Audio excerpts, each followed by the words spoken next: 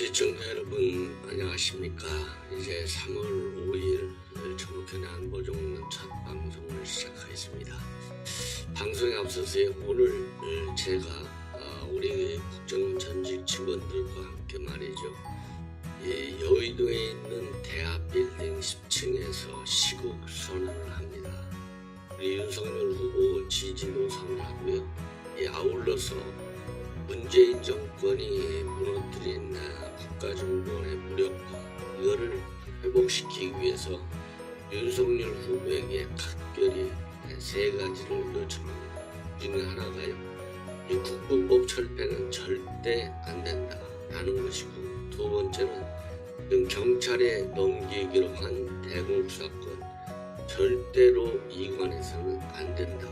그리고 세 번째는 국가정보원이 말이죠, 정치적으로 완전히 이러한 영향을 벗어나서 세계적으로 정말 선진국 정보기관들하고 어깨를 함께 나눌 수 있는, 나란히 할 수 있는 선진 정보기관으로 업그레이드하는 데 필요한 모든 지원을 다 해달라.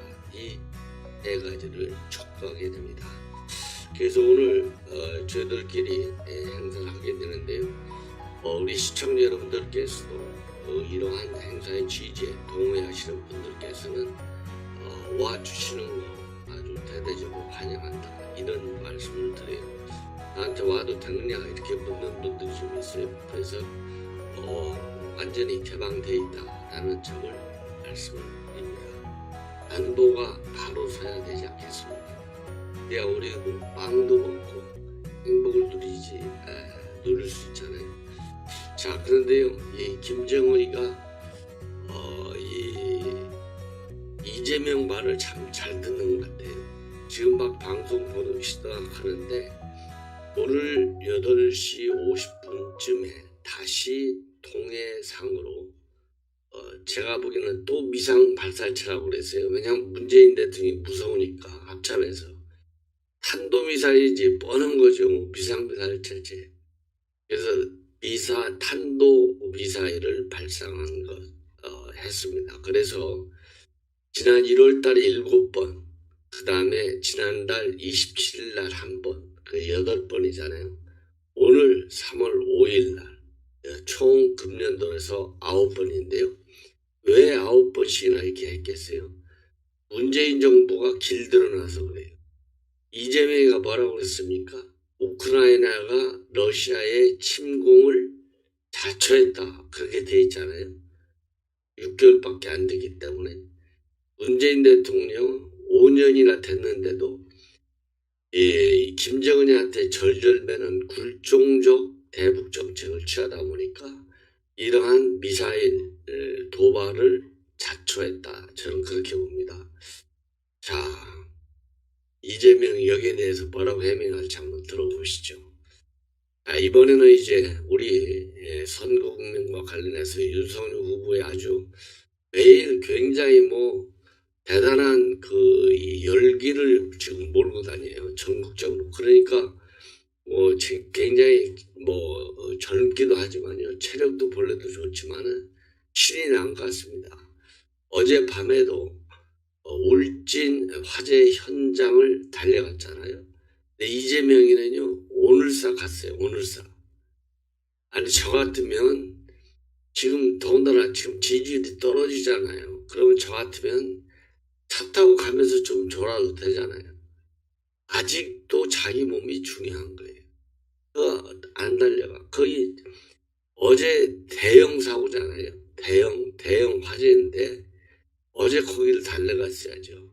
윤석열 후보가 어제 밤에 가니까 오늘사 뒤쫓아가요. 지금 이재명이가 지금 지고 있다, 이걸 결정적 증거가 뭐냐면 전부 윤석열 후보 따라가는 거예요. 얼마나 급하면. 그러니까 아이디어도 없어. 거짓말도 이제 하기 어려워. 왜냐하면 거짓말 난리가 나면 지금 3월 9일 선거니까요, 덮을 수도 없어요. 전부 원고 써준 대로만 지금 있는다는 거 아니에요. 그래서 이 패배를 시인하는 사인들이 여기저기서 나와요. 그래서 이 시간에도 이재명이가 졌구나 하는 사인 나오는 것도 여러분께 말씀을 드리겠어요. 예. 그 중에 첫 번째 사인, 조금 전에 지금 말씀드린 대로 북한 이 도발 발사, 이거는 이재명, 문재인이가 자초한 거예요. 이게 벌써 다치는 거예요.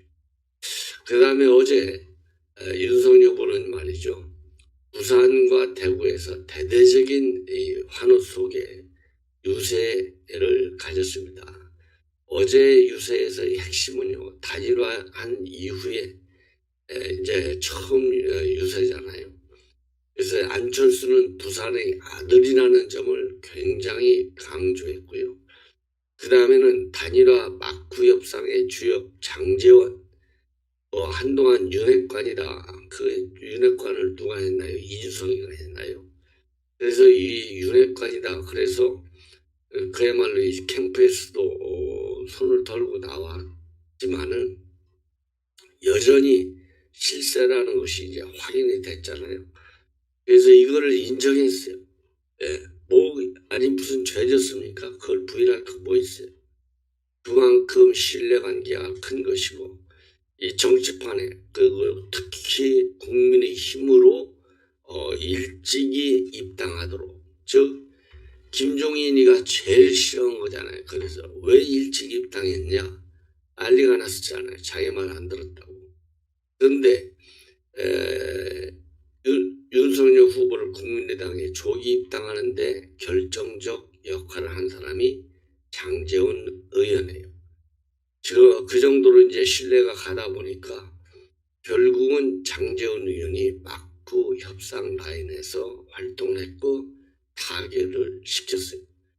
그래서 어제 마이크까지 윤석열 후보와 이 장제원 의원한테 넘겼습니다. 그래서 이 사상의 아들, 사상적 부분은요, 장 의원이 인내와 끈기를 갖고 결정력 역할을 했다. 두 후보 간에 가질 수 있는 불신을 제거하고 안 후보와 믿고 신뢰할 수 있도록 했다. 그러면서요, 마이크를 윤석열 후보한테 장 의원한테 넘겨줬어요. 예. 자, 그래서 장 의원도 뭐라 그럴까요? 한마디 했어요. 자, 그러면서 어제 직접 윤 후보가 장 의원에 대해서요, 정치에 처음 발을 들어나가지고 아무것도 모를 때 많은 것을 가르쳐줬다. 그래서 대선 후보가 되는데 가장 큰 역할을 해줬고 또 단일화도 성사시켜줘서 사상의 머슴, 사상의 일꾼이다. 이렇게 소개를 하고, 그리고 이제 장 의원 마이크를 넘겨받아가지고요, 윤 후보가 어려운 결심으로 정치권에 나왔을 때 과정을 지켜봤는데 얼마나 많은 모진 네거티브를 받았느냐. 윤 후보 하나 죽이면 정권을 유지한다고 없는 것도 만들어서 네거티브 했지만 뭐 하나 늘어났느냐. 맹 비판을 했습니다. 그리고 나서 윤 후보가 다시 마이크를 잡아가지고 역시 우리 장 의원이 사상의 아들인 게 맞다. 제가 많이 부족하다. 그러나 주변에 참 좋은 분들이 많다. 저를 믿고 찍어주시면 이분들과 전부 함께하는 것이다. 제가 부족한 점이 많더라도 우리 국민 여러분들께 늘 정직하고 솔직하고 오로지 국민 여러분 잘 사는 것만 생각하는 대통령이 되었다. 얼마나 좋아요. 정직하고 솔직. 저도 아는데 윤석열 후보 화끈합니다. 담백합니다. 정직합니다. 믿어주십시오. 딱. 예. 자, 그리고요, 어제 이제 안철수 후보도 상당히 많은 또 나름대로 노력을 많이 했어요. 왜냐하면은 안철수 후보표가 우리한테로 다 와야 되잖아요. 근데 여론조사 기관 결과에 따라서 좀씩 다르지만은 어떤 데 보면 많이 오는 것 같고 어떤 데 보면 또 한 50%는 오고 그중에 한 20, 30%는 또 이재명한테 가는 것 같기도 해요.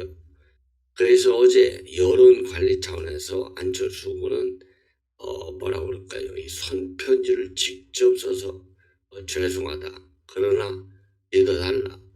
더 나은 대한민국을 만들겠다. 이렇게 입장을 밝혔고, 그리고 또 유튜브 방송을 통해서도 그야말로 죄송하다고 열심히 잘하겠다. 실망시켜드렸지만은 더 큰 희망을 가져오겠다. 이러한 입장문을 내놨습니다.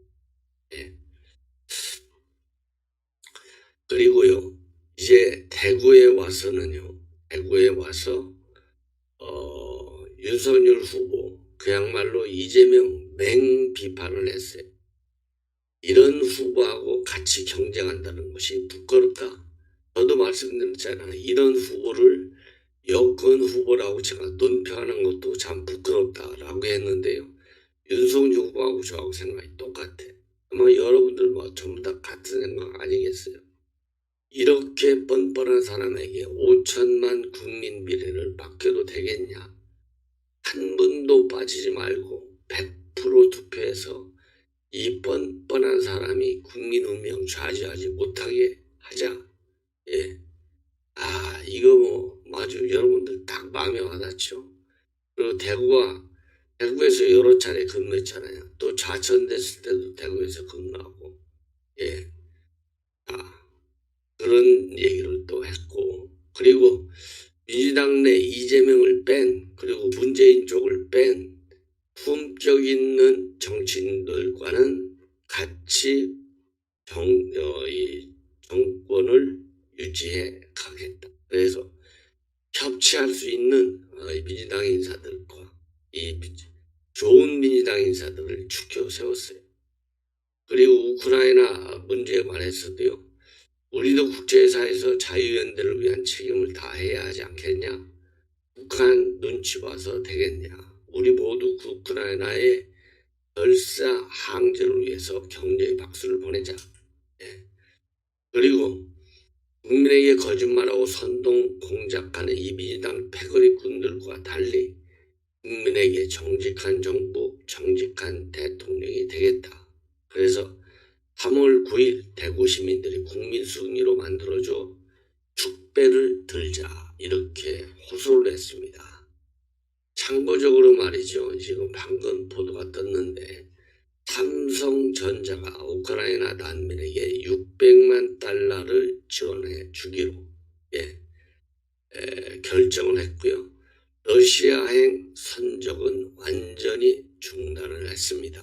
그래서 우크라이나 난민에 대한 인도적 차원의 구호물품 지원을 국제기구와 연대해서 추진한다.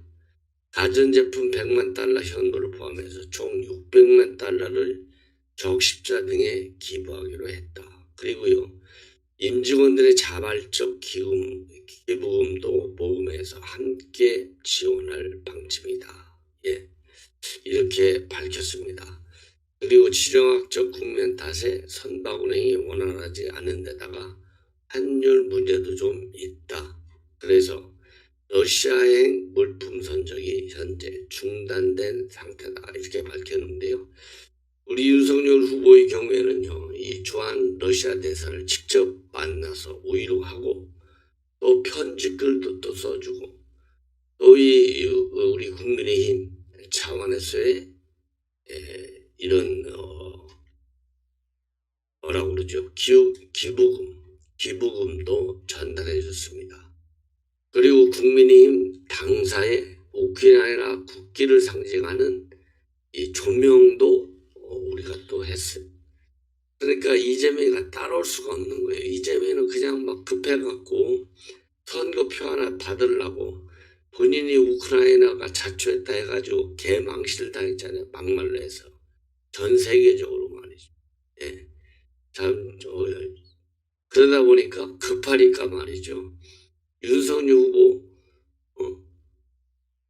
안 질라고 그저 그냥 악수 한번 하고 사진 찍은 거예요.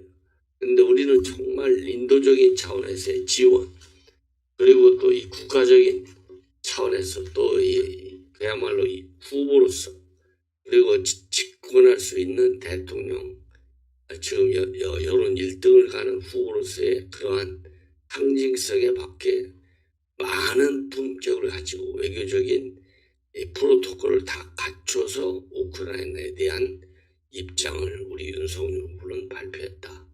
이런 점이 차이라고 하는 것을 여러분께서 꼭 아셔 주십사, 이렇게 당부를 드리고 있어요. 우크라이나 대사 만났다고 해서 같은 게 아니에요. 하늘과 땅 사이야. 예. 그리고요, 이 홍준표 의원이 지금 이번에 단일화와 관련해서 입장을 냈는데요. 지난 5년간 국민들을 참 힘들게 했던 정권이 이제 좀 바뀌었으면 좋겠다. 예. 자, 그렇게 늦었지만은 참 다행이다. 그리고 이미 이 지지율 관계와 관련해서요, 표심에 다 반영됐기 때문에 한세의 영향이라기보다는 심리적인 안정감이 우리한테 더 있지 않을까. 지난 5년 동안 국민들을 참 힘들게 했던 민주당 정권이 이제는 바뀌었으면 좋겠다. 그리고 합당은요, 대선이 끝나봐야 한다. 그러면서 말을 조금 아꼈습니다. 그리고 단일화 과정에서의 역할론과 관련해서 일각에서 제기되고 있거든요. 제가 역할을 한 것은 없다. 그것은 자칫하면 선거법 위반 소지가 있기 때문에 제가 나선다고 하는 것은 곤란하다. 예. 그리고 사전투표 조작 가능성이 있다는 부정투표 음모론은 일축했습니다. 음모설이 난무하는 것은 난센스다. 국민들 각자가 이미 마음을 정한 사람들은 사전투표하는 것이 맞다. 그래서 이 투표의 조작 가능성은 저도 거의 없지 않을까 하는 생각이 들어요. 그러나 드루킹 사건과 같은 여론 조작, 이거는 있을 수가 있겠죠. 그러나 투표 자체의 조작 가능성은 좀 이거는 너무나 우리가 과신이 아니라 맹신하는 거 아니냐, 지나치게 선입견에 빠져 있는 것이 아니냐 하는 생각하고 똑같습니다. 자, 이거는 황교안, 민병호, 그 다음에 공병한테 책임이 있어요. 이런 분들 더 이상 믿지 마십시오. 예. 자, 이런 사람들이 말이죠. 아유, 더 이상 얘기 안 하겠습니다. 열받아서. 자, 그 다음에 이제 이 안철수 후보, 지금 이제 여론 관리에 나섰습니다. 빠르면 오늘부터 합동 유세에 돌입한다. 이런 보도도 나오고 있는데, 유튜브 라이브 방송을 통해서 말이죠. 어제 오후에 입장을 밝혔습니다. 결론은 뭐냐? 배송안이 용서해달라. 더 잘하겠다는 겁니다. 그래서요, 그 유튜브 이 방송에서 한 내용을 여러분께 좀 말씀을 드릴게요. 예. 자, 해외에서 이 언기를 찾아 저에게 투표해 주셨던 분들, 제 딸도 해외에서 저에게 투표를 했었다. 돌아가신 손평우 위원장님께 제가 모자란 탓에 보답을 못 해드린 것 같다. 이러면서 사과의 입장문을 내놨습니다. 그리고 어제 제가 밤에 심야 방송한 손으로 직접 쓴 손편지도 읽었어요. 손편지를 사실 오전 내내 썼다. 거의 10몇 장 정도 쓰고 찢어버리고, 그래서 오전 내내 써서 점심 조금 지나서 올린 편지입니다만 그 편지가 부족하다고 말씀해 주셨다면서 제 부족함 탓이다. 그리고 채팅창 댓글도 직접 읽어 내려가면서 방송을 했어요. 그러면서요, 유세프 사망 사고와 관련한 댓글을 언급하면서 일찍 사퇴했으면 고인이 차라리 살았겠지라는 말씀이 제 가슴을 찌른다. 은퇴하라는 분도 계시고 누굴 찍어야 하는지도 모르겠다. 공개 은퇴하라. 너무 실망이 크다. 10년을 지지했는데 단일화 때 너무 속상하다. 똑같은 기득권 정치 세력들이라고 하셨다. 비판의 말씀들을 제대로 마음에 새기겠다. 진짜 협박당한 건 아닌가라는 분도 있는데 그런 말은 전부 가짜 뉴스라는 말을 드린다. 제가 협박당한 일이 어디가 있겠나. 지난 10년간 양당에서 공급받았는데 새로 나올 게 뭐가 있겠나. 저도 그렇게 믿습니다. 우리 야권 이제 후보가 이제 단일화됐죠. 예. 그래서 안철수도 깨끗하고 윤석열도 깨끗하다. 여러분들 동의하시죠? 예. 안철수 후보는 정치인의 말을 믿으면 안 되는 건데 내가 왜 믿었나? 후회 안 된다는 말씀이 제일 가슴 아팠고 제 가슴을 찔렀다. 제가 부족해서 선거 일주를 앞두고도 많은 분들을 설득시키지 못했던 것 같다. 오히려 정권 교체 자체의 열망이 훨씬 컸던 것 같다. 그 한계를 뛰어넘지 못한 게 제가 부족한 탓이다. 어떤 정당이든 사회적 약자, 고통받는 분들을 따뜻하게 품어 안지 않는 정치 세력은 국민 선택을 받지 못할 것이다. 제가 정치를 계속한다면 그 일을 제일 중심에 두고 여전히 하겠다. 그러면서요, 5년간 국민이 분열된 상태로 우리나라가 가면 미래가 없다고 생각한다. 저는 부족합니다마는 제 모든 것을 바쳐서 어떻게든 국민을 통합시키는 일에 저는 앞장서야 한다. 다당제를 포기한 것 아니냐고 물어보시는데 결코 그렇지 않다. 다당제가 돼야 하고 대통령 결선 투표제가 도입돼야 하고 대통령 권한이 축소돼야 한다는 세 가지가 제 소신이다. 다당제가 돼서 정당이 3개, 4개, 5개, 6개 있으면 서로 연합하고 대화하고 타협하는 게 정치다.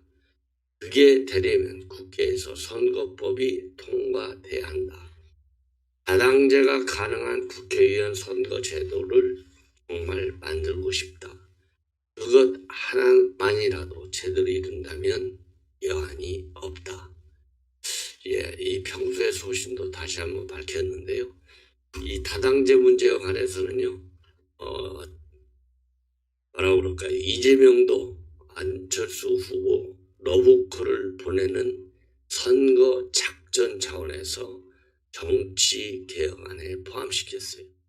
그러니까 여러분들 정치 개혁안에 진정성이 있는지 없는지 선거가 끝나면 압니다.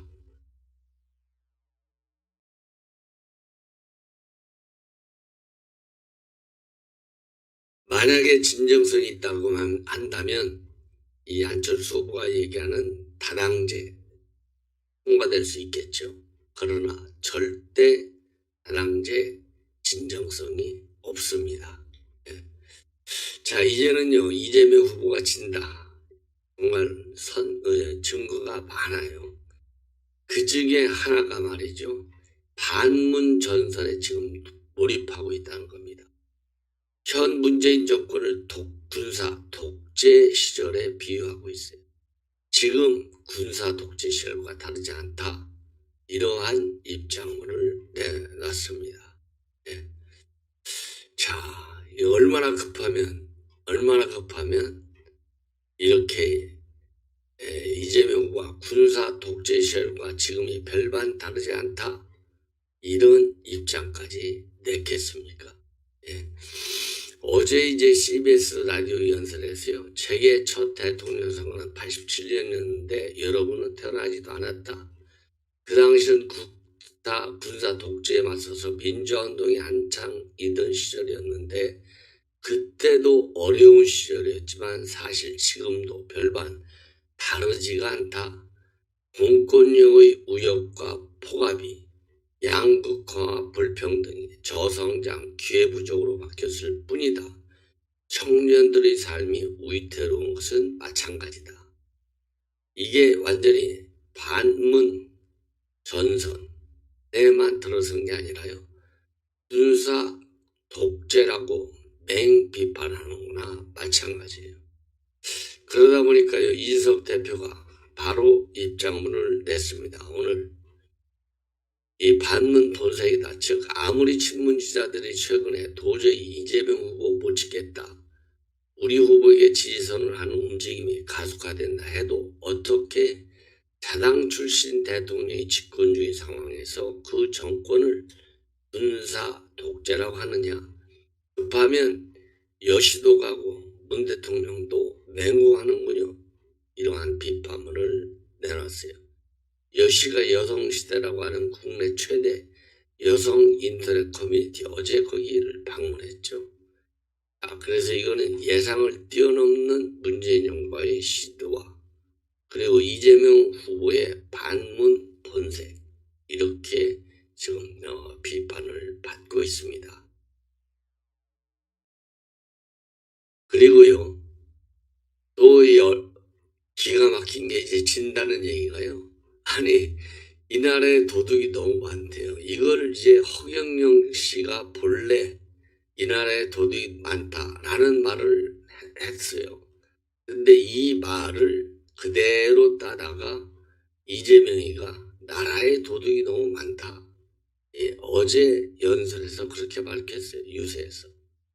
나라에 돈이 없는 게 아니라 도둑이 너무 많다. 이런 얘기를 어제 춘천 유사장에서 했어요. 누가 그랬는지 저도 동의한다. 그러면서요. 뭐라고 했느냐.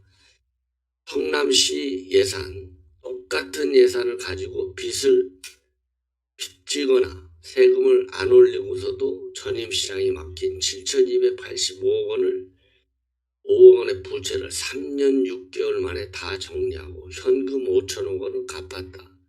도둑이 너무 많을 뿐 아니고 도둑이 선량한 도둑 잡는 사람한테 도둑이라고 뒤집어 씌우더라. 그러면서요. 자기 사욕 그 다음에 제 주머니를 채우다가 그거 막는 선량한 정치인을 뒤집어 씌우고 퇴출 좌절시키고 국민을 위해 정치하는 게 아니고 자신을 위해 정치하는 이런 잘못된 정치가 우리 삶을 이 정도밖에 못 만든다. 정치만 똑바로 하면 나라를 완전히 새롭게 만들 수 있다. 야 이게 누가 누구한테 할 소리예요. 그러니까 이 허경영 후보가 얼마나 얼빠지겠어요. 명언까지 왜 따라하느냐. 이 하이킥 부스터샷 이것도 허경영이가 한 거잖아요. 얼마나 지금 이거 다 패배를 시인하는 말들입니다. 이게 그렇잖아요. 그 다음에 또 패배 시인하는 말 어제 이재명 후보 말이죠. 어제 이제 광진에서 또 유세할 때 뭐라고 했냐면요. 저는 정치 끝내기에는 아직 너무 젊다. 동네에서 아이고 제가 바로 그 사람이야. 이런 손가락질을 받고 싶지 않다. 그냥 만나기만 하면 온 동네 사람들이 다 좋아하고 차 한잔하고 얘기하고 싶고 그렇게 인정받고 존중받는 정치인이 되고 싶다. 이러려면요. 써달라고 하지 말고 먼저 사고하라니까요. 아직 정치가 나이가 젊기 때문에 정치 그만두지 않는다는 거 아니에요. 그러니까 이 얘기는 이번 패배였다고 해서 나 정치판 떠나라 이렇게 압박하지 말라는 겁니다.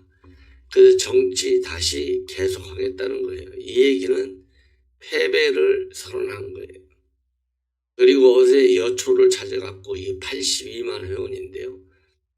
여기를 찾아서 그러니까 여초 커뮤니티인 여성시대 여시를 찾아갔고 열심히 안심하고 존중받는 삶을 만들겠다.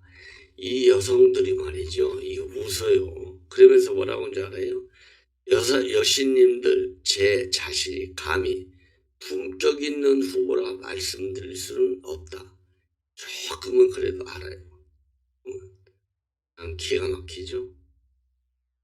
그 다음에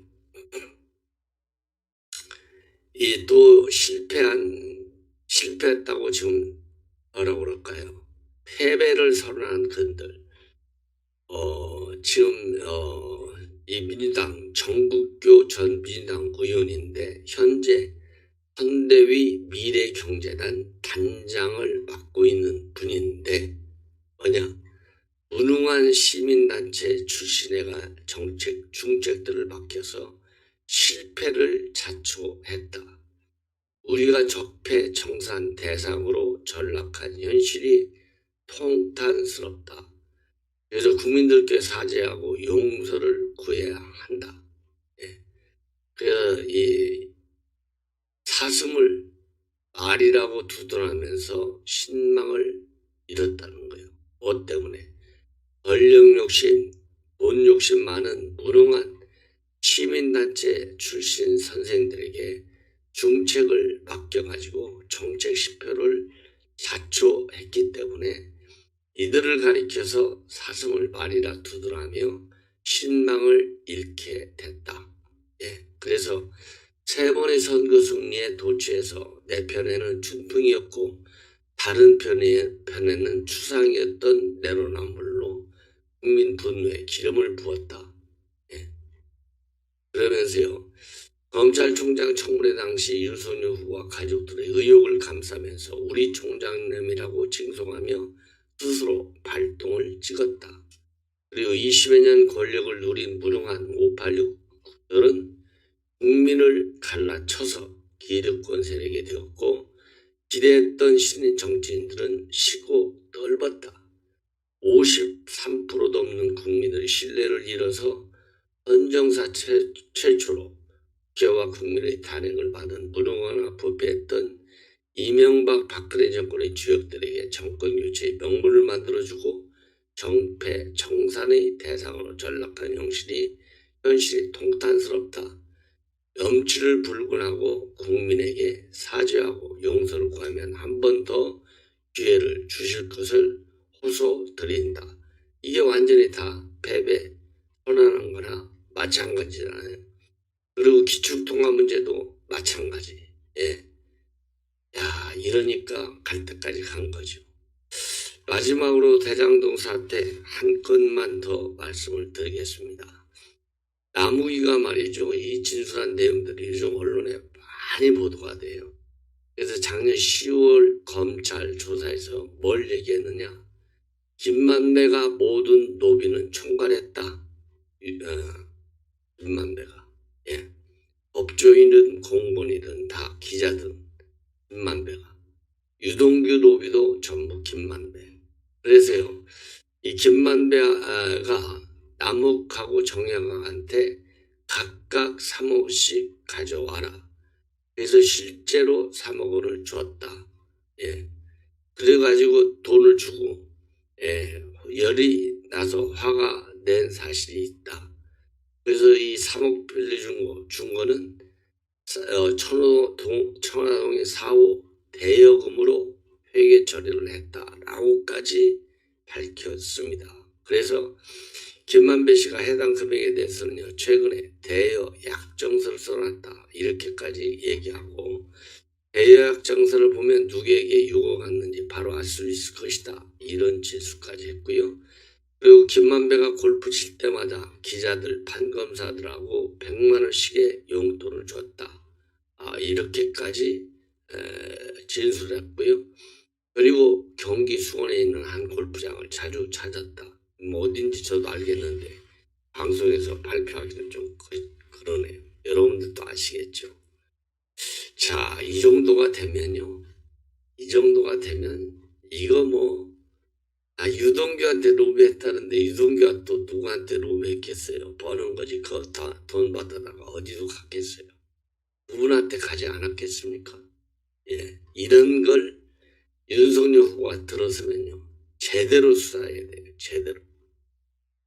그래서 이 남욱 변호사의 내용은 동아일보가 단독으로 보도하고 있습니다. 예. 자, 이렇게 해서 오늘 첫 방송을 모두 마치고 제가 이제 바로 여의도에 뛰어가가지고요. 우리 국정원 전직 직원들 사상 초유일인데 1000여 명의 전직 직원들이 동의한 지지선언과 그리고 시국선언 행사를 갖습니다. 우리 시청자 여러분들께서 제가 실황을 중계할 예정입니다. 제 방송으로. 실황 중계 오래간만에 하는데요. 많이 시청해 주셔서 국가보안법 지켜야 되지 않겠어요? 김정은이가 지금 쏘고 있잖아요. 그리고 대공수사권 국정원이 60년 이상 키워온 대공수 사건을 하루아침에 경찰에 넘기겠다? 이거요. 지금 국정원 폐지 법률안이 지금 국회에 이 친문단체들이 올려갖고 지금 올라가 있어요. 이거 대한민국 간접 천국으로 만들겠다는 거예요. 반드시 제 방송 많이 시청해 주시면 고맙겠습니다. 감사합니다.